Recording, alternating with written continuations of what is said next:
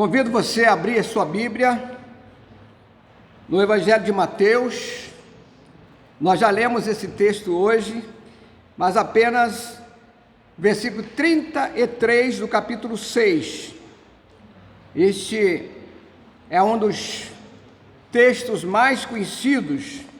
Com certeza você já tem marcado na sua Bíblia como um daqueles textos preferenciais, que diz assim: mas buscai em primeiro lugar o reino de Deus e a sua justiça, e todas estas coisas vos serão acrescentadas. Mateus 6, 33. E aqui, esse texto, ele é de extrema importância para a vida do cristão.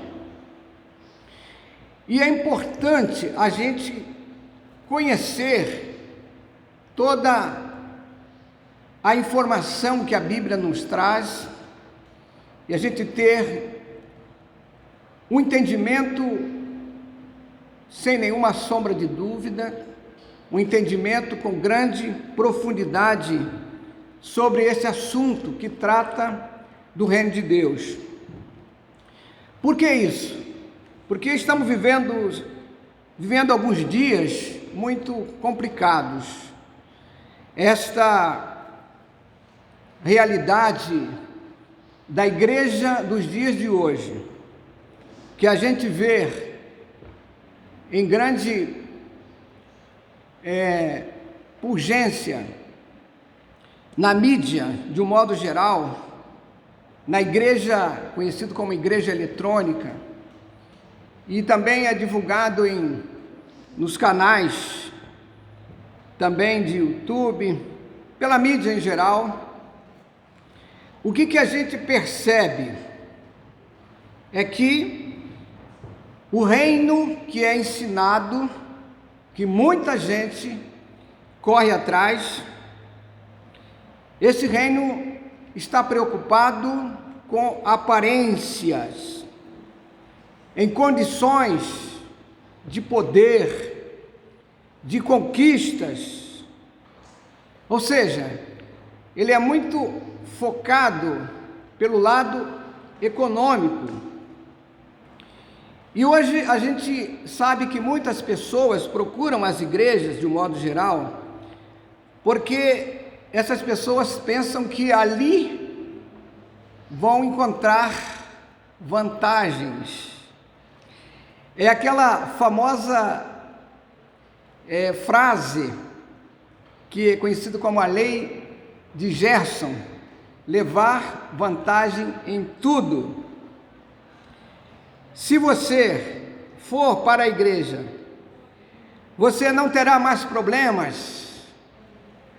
Essa é a mensagem que a mídia, a igreja eletrônica, lhes oferece. Vem para cá que você não vai ter mais dificuldade, você não vai ter mais problemas na sua vida, né? E a gente vai entender que a Bíblia, de capa a capa, ela vai nos informar que alguém que pensa em manter de uma forma assim indiscriminada essa vantagem, sem se importar com questões que estão no campo da ética ou no campo das leis morais, a gente pode dizer com toda certeza: não é legal isso aí. Alguém que quer vencer na vida, atropelando pessoas, pisando em pessoas, essa pessoa não tem respaldo na palavra de Deus para fazer isso. Ninguém jamais engana a Deus. Se alguém pensa que pode fingir que adora a Deus, que vai para a igreja pensando que está adorando a Deus, mas a sua finalidade, seu objetivo não é outro a não ser adorar o nome do Senhor, Essas pessoas com certeza vão ser amadas por Deus de uma forma extraordinária. Deus não faz acepção de pessoas, mas esta pessoa não vai receber a resposta de Deus se aproximar dele com o interesse de levar a vantagem, motivos interesseiros. Então, com certeza, as demais coisas que as promessas da Bíblia nos oferecem não estarão sendo acrescentadas conforme o prometido. Quando Jesus fala sobre o reino de Deus, ele fala para que a gente viva esta realidade na prática.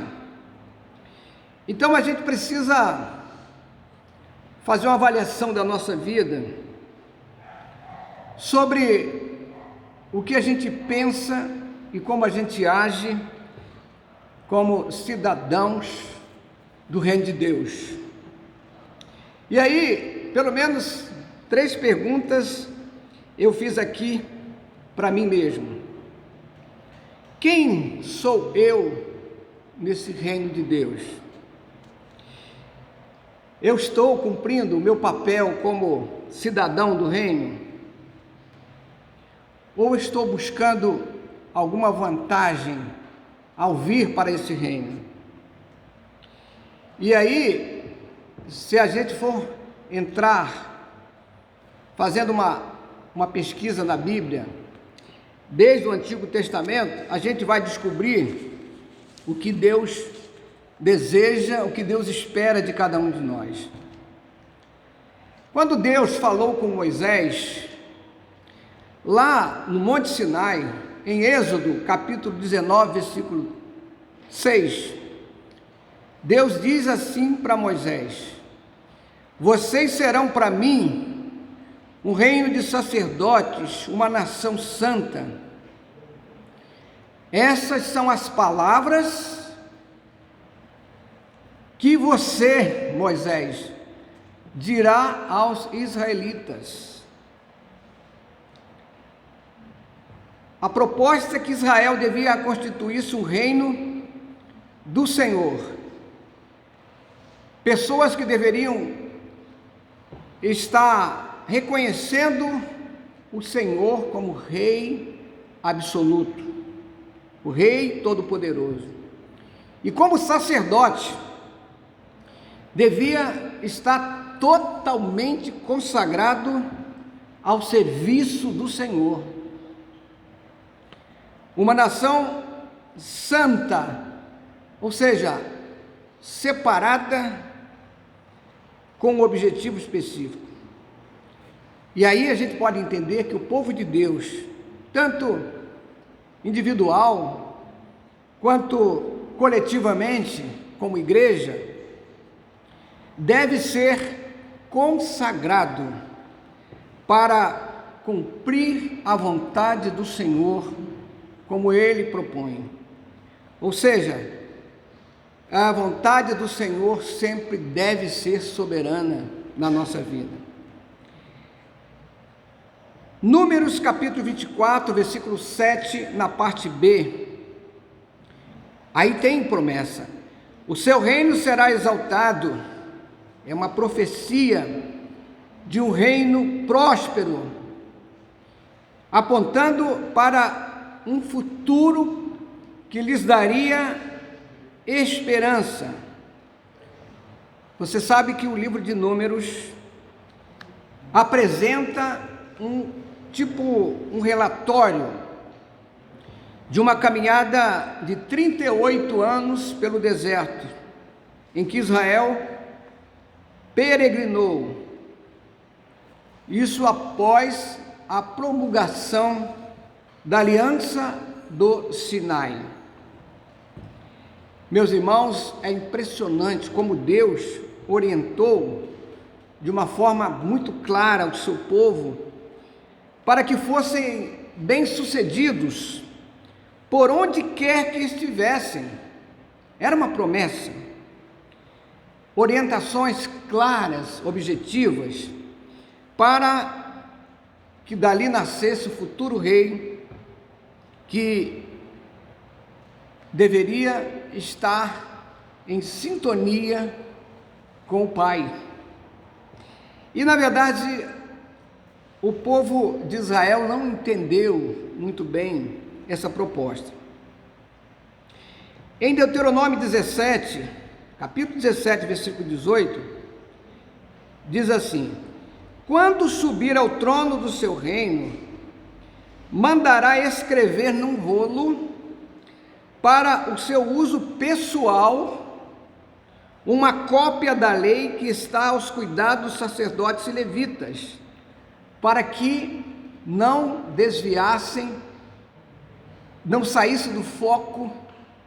Ele teria que ter uma cópia, isso como sinal de submissão total ao Senhor, como o rei que tem poder sobre sua vida, com orientações para um governo que esteja submisso, seja obediente totalmente ao Senhor celestial.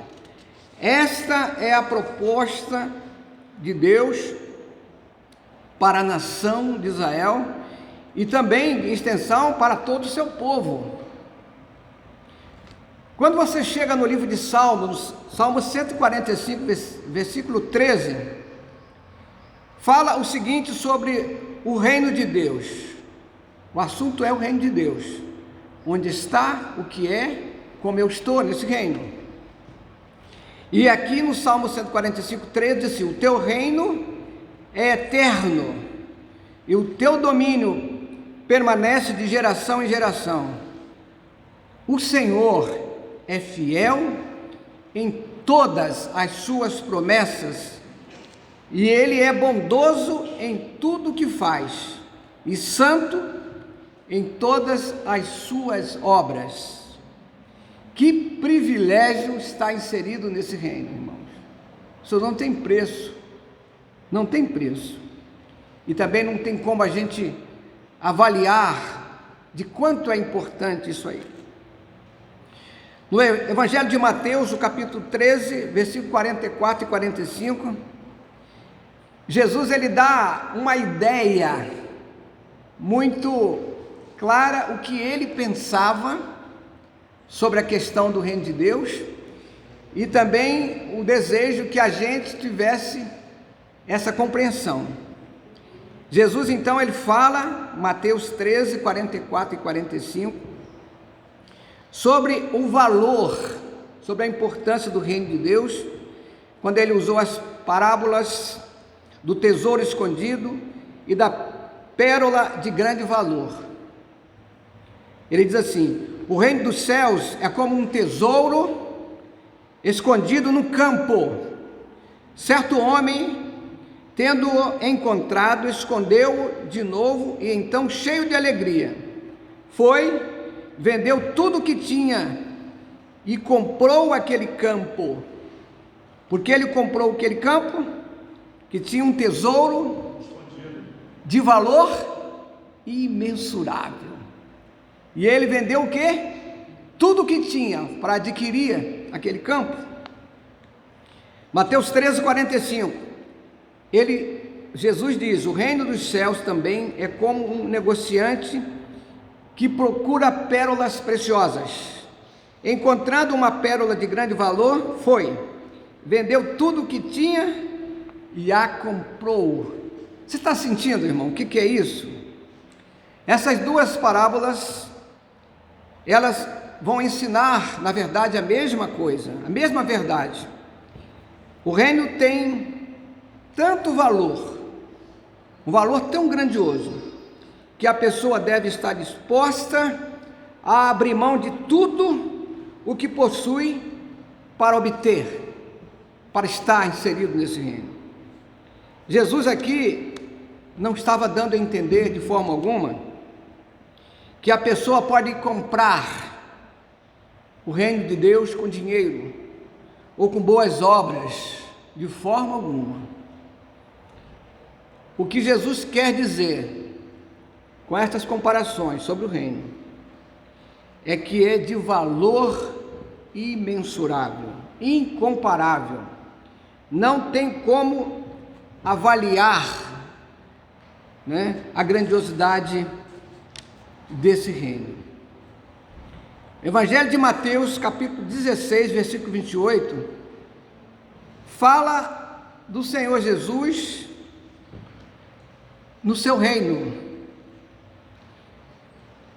E Jesus diz: garanto-lhes que alguns do que aqui se acham não experimentarão a morte antes de verem o Filho do Homem vindo em seu reino.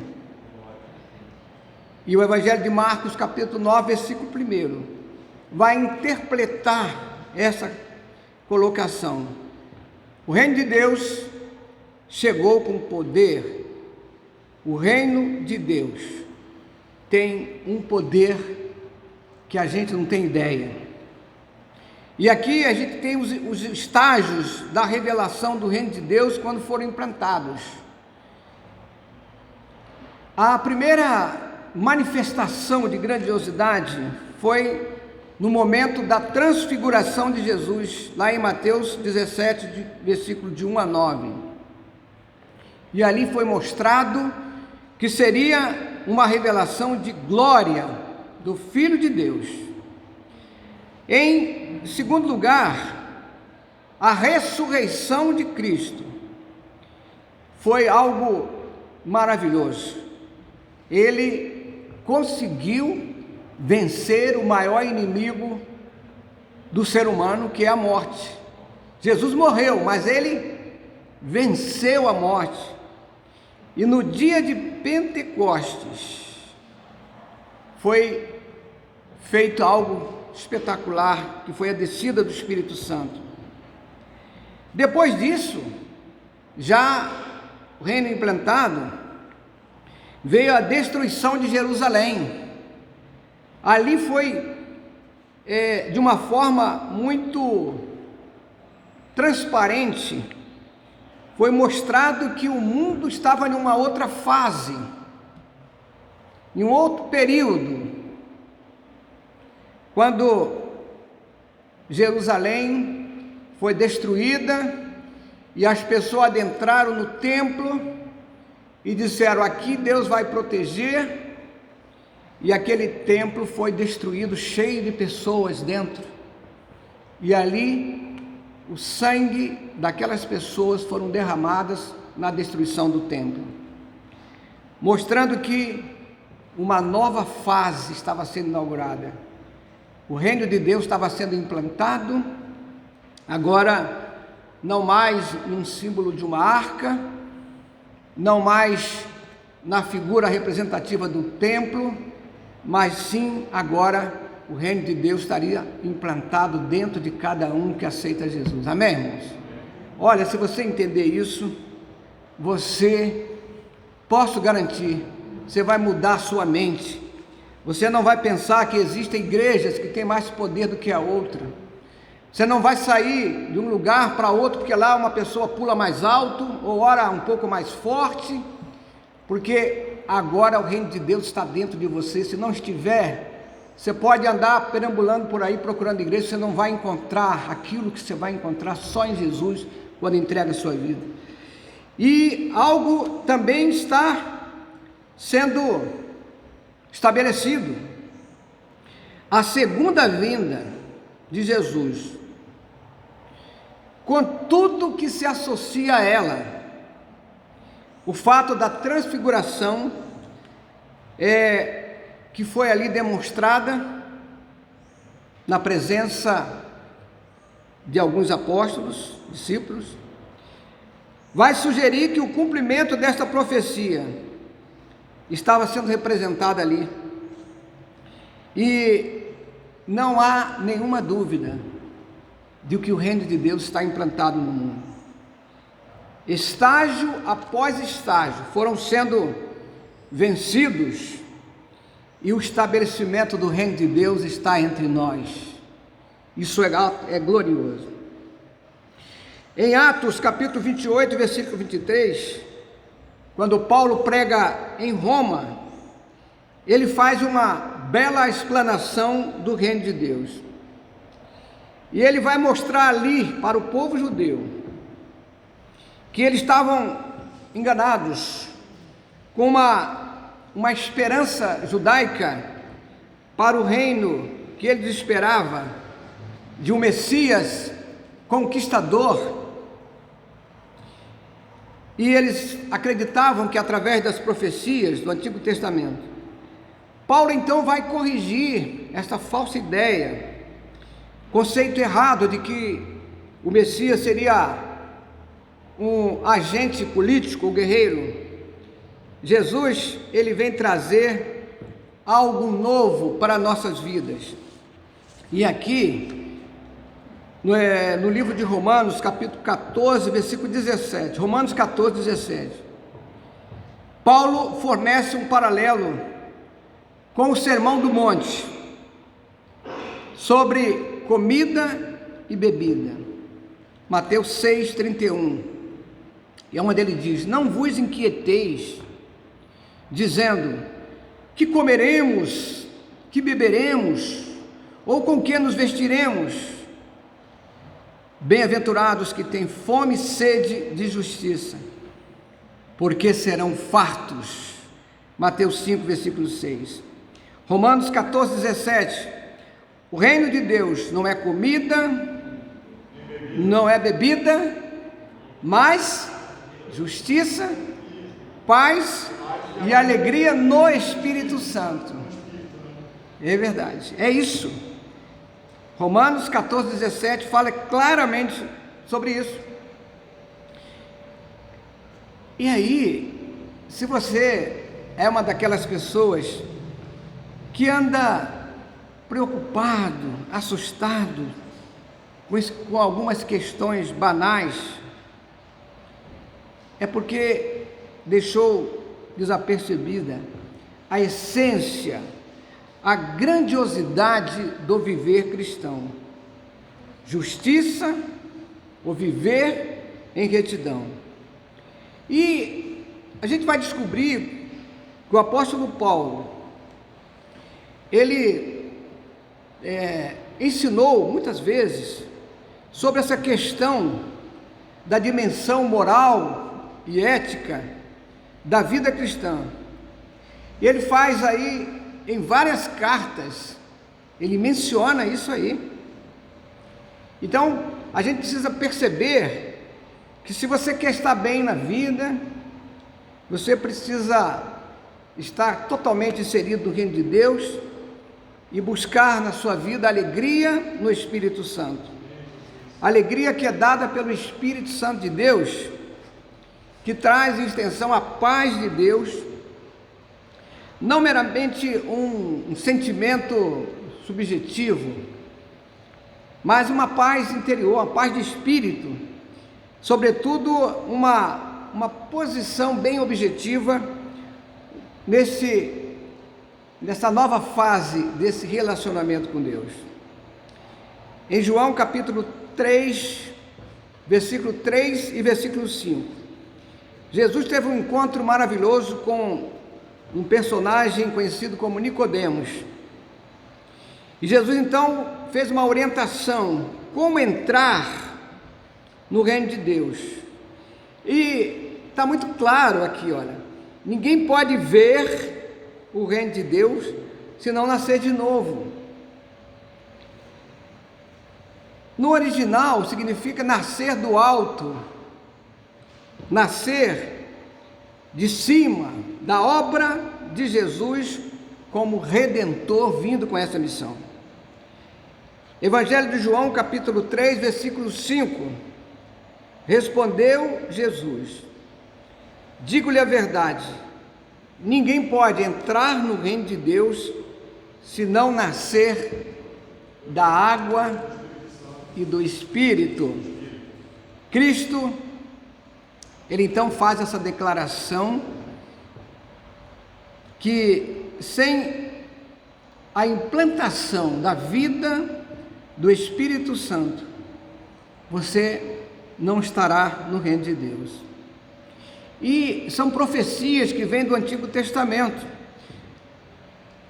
O profeta Ezequiel, capítulo 36, versículo 25 a 27, é um texto que diz assim: então aspergirei água pura sobre vós, e ficareis purificados de todas as vossas imundícias, de todos os vossos ídolos vos purificareis. Versículo 26, Ezequiel 36, 26: dar-vos-ei coração novo, porei dentro em vós espírito novo, tirareis de vós o coração de pedra, e vos darei coração de carne. E o versículo 27, pois dentro em vós o meu espírito, porei dentro em vós o meu espírito, e fareis que andeis nos meus estatutos, guardeis os meus juízos e os observeis. Deus fez tudo, selou, completou esta obra quando deu o seu Filho em João 3,16. E aí eu quero que você recite comigo: porque Deus amou o mundo de tal maneira que deu o seu Filho unigênito, para que todo aquele que nele crê não pereça, mas tenha a vida eterna. Amém? Deus promete transformar os corações endurecidos e colocar ali o seu espírito. Água pode significar a confissão a Cristo de arrependimento, realizado normalmente no ato do batismo, na fé em Jesus Cristo. E para finalizar, aquele texto de 1 de João 5,12. 1 de João, primeira carta de João, capítulo 5, versículo 12. Quem tem o Filho, tem a vida. Tem a vida. Quem não tem o Filho de Deus, não tem a vida. Isso aí está de parabéns, ele já conhece as verdades da palavra. Você pode dizer que você está no reino de Deus? Sim. Se você aceitou Jesus como Senhor e Salvador, você está com o reino de Deus dentro de você. Glória a Deus. Convido você a ficar de pé nesse momento. Nós vamos finalizar com o hino 112 do cantor cristão. Esse hino é muito conhecido, que fala que Cristo já venceu. 112. Vencendo vem Jesus. 112.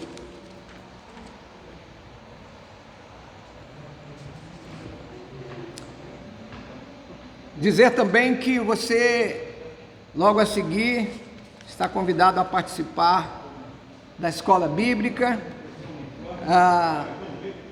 112. E aqueles que estão ouvindo também na gravação estão convidados a nos visitar, fazer parte da nossa igreja, participar da escola de música, do canto coral. Você precisa estar participando do reino de Deus na igreja local.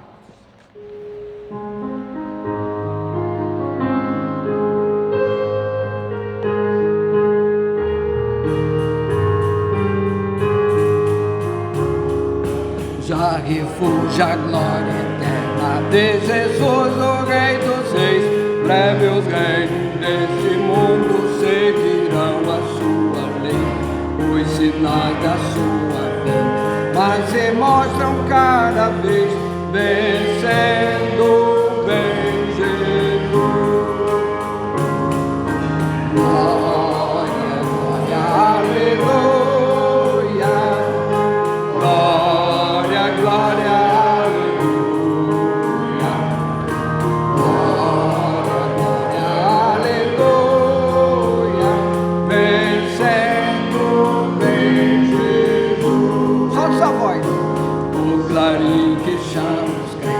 A batalha já soou, Cristo à frente do seu povo, multidões já conquistou. O inimigo em retirada, seu furor patenteou, vencendo em Jesus. Glória, glória, aleluia. Glória, glória, aleluia. Glória, glória, aleluia. Vencendo em Jesus. Eis quem glória refulgente sobre as nuvens descerá, e as nações o rei da terra com poder governará. Sim, paz e santidade toda a terra regerá, vencendo vem Jesus. Glória, glória, aleluia. Glória, glória, aleluia. Glória, glória, aleluia. Vencendo tem Jesus, e por fim entronizar as nações a lei julgar, todos grandes e pequenos o juiz aumentará. Os inimigos triunfantes em fulgor hão de cantar, vencido tem Jesus. Glória, glória, aleluia. Glória, glória, aleluia. Glória, glória, aleluia. Vencido em Jesus. Amém. Que Deus abençoe a todos vós e tenham todos um excelente dia. Amém.